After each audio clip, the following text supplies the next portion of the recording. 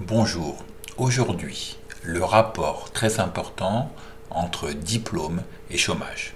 Nous allons voir que le diplôme reste un atout pour trouver un emploi et éviter le plus possible le chômage.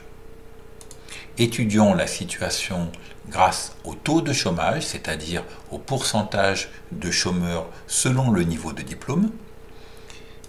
On le voit, en 1982, seuls 5% des personnes ayant un diplôme au minimum de Bac+2 étaient au chômage, contre 7 à 8% des personnes sans aucun diplôme.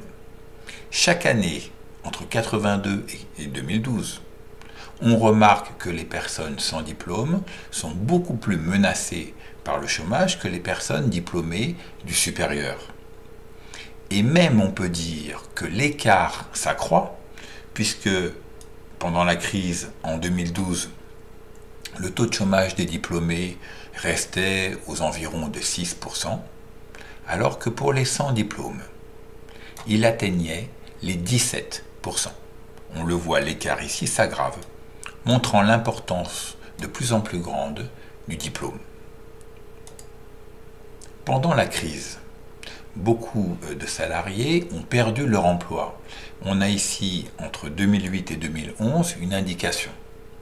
Il s'agit principalement des ouvriers, 30% des nouveaux chômeurs, des employés, 40% des nouveaux chômeurs, AE2 en catégorie, 70%. Or, les ouvriers et les employés sont des salariés qu'on appelle d'exécution, ils exécutent les ordres donnés par leur chef, en général des cadres.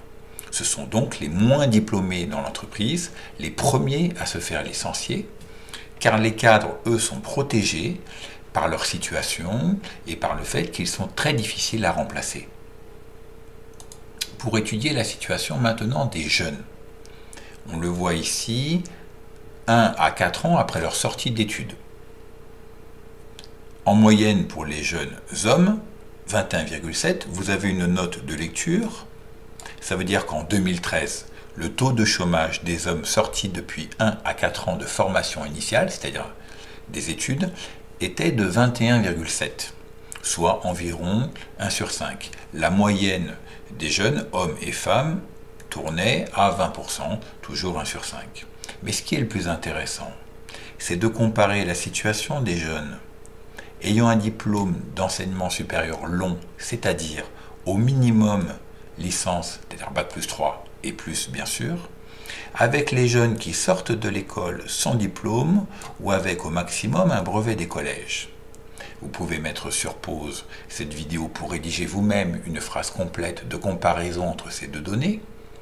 Quand on corrige, on se rend compte que selon l'INSEE,